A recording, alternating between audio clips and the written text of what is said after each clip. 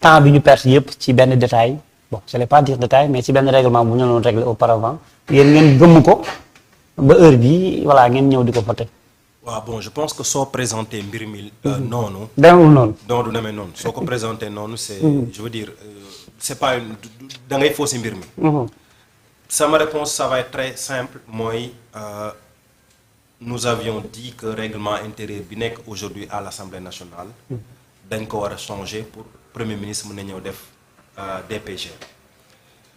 wax ji bëri finalement les gens se sont rendus compte qu'il fallait changer le règlement intérieur donc le premier ministre avait raison. mais pourquoi ngeen choisir moment boobu pour xalaat ni règlement war nañ ko joindre pourquoi. non mais parce que ñu ngi soog a egg au pouvoir et ñu ngi ñuy soog a. non Yewwi Askan bi waa wax. waaw non mais Yewwi Askan ñun ñu ngi soog a nekk au pouvoir. d'accord quand je dis je vais même pas dire Yewwi moi je vais parler plutôt des députés de PASTEF. mais tout ce que je sais c'est que ñu ngi soog a nekk au pouvoir on a nommé le président de la République a nommé un premier ministre on lui a demandé de faire une déclaration de politique générale. Les gens su fekkee les députés ils avaient une majorité mécanique du temps de Amadou Ba d'accord donc tout le monde savait que c'était un règlement qui n'était pas en tout cas en conformité ak déclaration de politique générale mais comme nous étions dans un gouvernement boo xam ne c'était le désordre à tous les niveaux. mais raison de plus ngeen xeex loolu aussi. mais des députés raison aussi mais des députés en son temps avaient soulevé ce problème Wade defoon na ko Diallo aussi il avait soulevé. mais les gens avaient fermé les yeux. Maintenant, nous, comme on est des légalistes, on veut tout faire dans les règles de l'art. Le Premier ministre a estimé qu'il ne pouvait pas faire une déclaration de politique générale, sauf que le règlement intérieur n'était pas assez clair sur le sujet. Wax ji bëri na mais wiri wiri jaari ndaari finalement ils ont. donc soo ne ma wiri wiri jaari ndaari donc damay jàpp ni peut-être ci bés yu gàtt wala bés yu ñëw Ousmane Sonko xëy na comme dara tënkatu ko pour mu dem war na mën a dem quand même. Écoute loolu moom du ma ci mën a sori. sama gis-gis personnel. loolu ça n'engage que moi mooy assemblée bi nekk fii représenté wul lu Sénégalais yi bëgg. d'accord maintenant nous sommes des Sénégalais l'Assemblée nationale est une institution d'accord il y a le président de la République qui est une institution je pense qu'à un certain moment il faut ñu toog xool lu gën pour Sénégal d'accord s'il faut aller vers des élections ñu dissoudre assemblée dem des élections mu leer nañu on a une assemblée qui traduit la volonté des Sénégalais su fekkee c'est ça la meilleure solution ben il faut aller vers ça. ah mais Sénégalais voilà ñoo fa teg député yi ah. waaw ñoo fa teg député yi mais pourquoi seen légalité. soo bëggee ma rappeler la dans quel contexte on a élu cette législature là yaa ngi fàttaliku. c'était dans un contexte chaotique des listes yoo xam ne dañ ne dafa réer. Finalement Yewwi c'était les suppléants c'est-à-dire c'était le désordre c'est-à-dire nous contexte il faut gars yi bañ a fàtte assemblée bi nan lañ ko naka lañ ko élire c'était dans le désordre total cette assemblée là mais je veux dire Mimi Touré dàq nañ ko ci assemblée te waruñu ko fa dàq. juristes yëpp wax nañ ni ñu ko dàqee assemblée du yoon donc ça veut dire que assemblée bii. wanewul lu Sénégalais yi bëgg. maintenant encore une fois. comme Sénégal moo ñu amul njëriñ. war nañ mën a toog xool est-ce qu'il faut aller vers des élections qui vont traduire la volonté des Sénégalais sous forme de suffrage ou bien est-ce qu'on peut trouver d'autres alternatives qui nous permettent d'aller de l'avant man loolu laa gis mais man sama gis-gis mooy assemblée bi traduirul lu Sénégalais yi bëgg et s'il est possible il faut aller vers des élections yoo xam ne les Sénégalais vont librement choisir assemblée boo xam ne on va dire c'est en adéquation ak ñoom seen volonté. parce que ñu ngi gis docteur Malick Diop muy wax ni. Assemblée nationale bu ñu ko dissoudre donc finalement vote de budget yi dafay dem ba budget bi pour ñu voter ko. il faut ñu dem ba 2025. retard dafay am. pratiquement loolu c'est son avis. c'est son avis il y a des gens qui sont pas d'accord sur ça. mais timing bi aussi. bon parce que parrainage maximum 120 jours. ça on va les laisser. 150 voilà ça on va le laisser aux techniciens du droit. ñoom xam nañ je pense qu'il y a toujours des mécanismes yu ñu war a mën a teg. pour ñu mën a organiser des élections législatives pour Sénégalais mën a tànn seen député pour man loolu je me fais pas de souci là-dessus mais bien entendu il faudra toujours ñu respecter les lois en vigueur voilà jaraaf dañ gis nga am ci mbir mi merci beaucoup merci Ouzin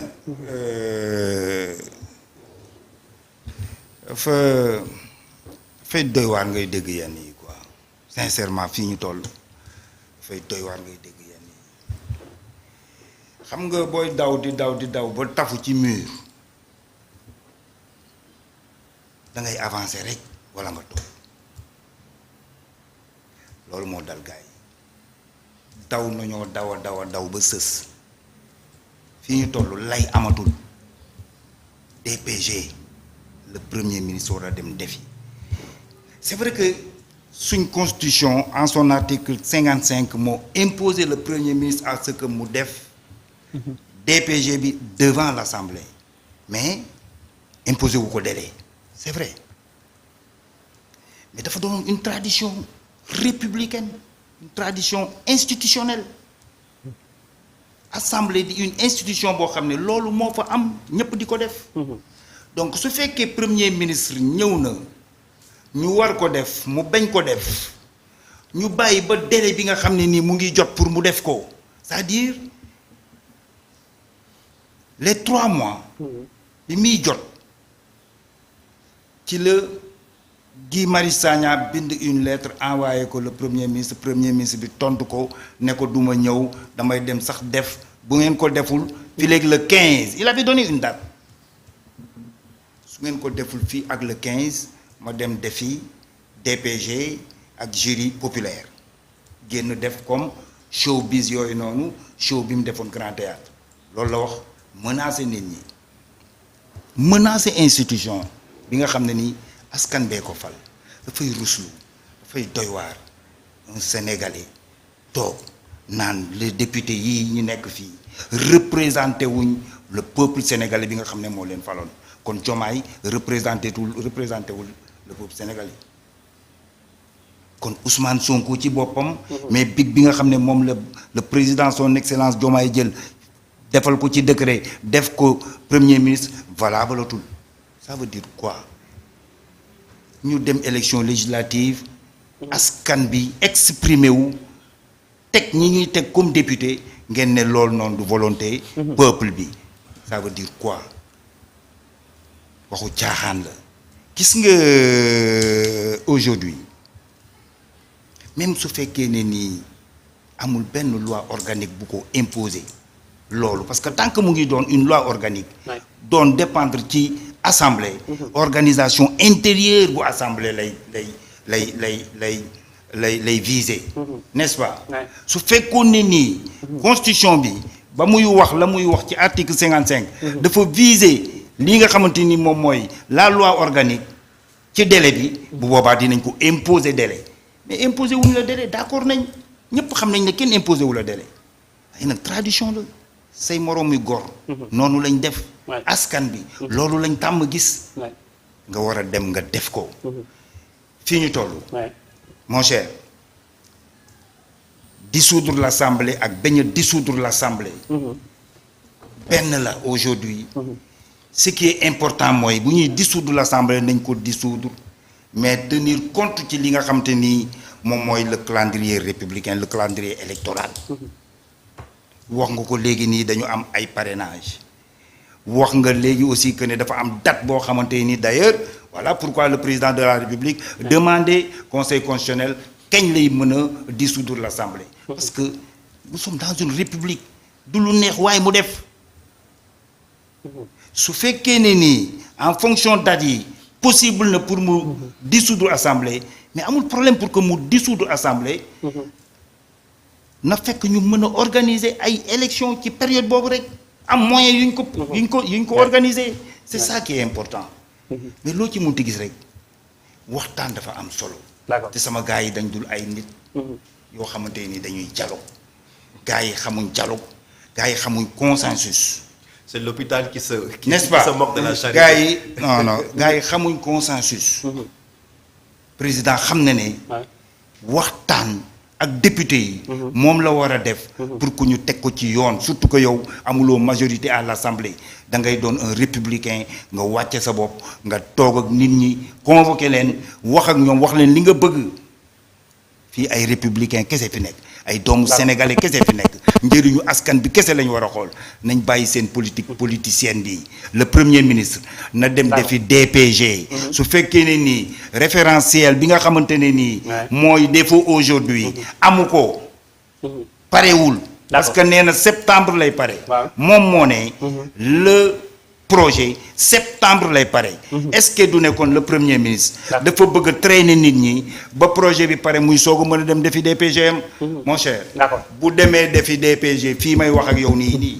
présentement nii su ko defee ak document yi nga xam ne moom la laaj les techniciens yi nekk à la base di liggéey. dans les ministères. su koy def mu ngi koy def sur la base du PSE. parce que moom la ñuy dérouler actuellement. su koy def mu ngi koy def sur la base du PAP 3. parce que loolu la ñuy dérouler actuellement. n'est-ce pas. pour finir nag. dafa ruslu. ngay waxu DPG du ma ko def ci assemblée parce que règlement intérieur baaxul.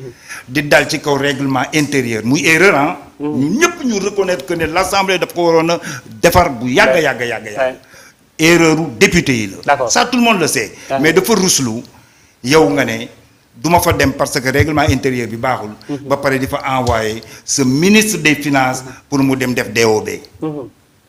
d'accord. le ministre des finances. dem na. assemblée nationale. te premier ministre le gouvernement moo ko envoyé. pour mu def débat d'orientation budgétaire. d'accord. ci même assemblée ba ci même règlement intérieur bi. nañ bàyyi sénégalais yi ñuy foyee bàyyi leen sénégalais yi ngeen di caaxaane te ngeen jox leen cër. premier ministre na dem defi DPG. d'accord alors ñu ñëw ci bala ñu ñëw ci Babacar Fall ñu ñëw ci Cheikh Dieng li nga xamante ni daal dina koy def.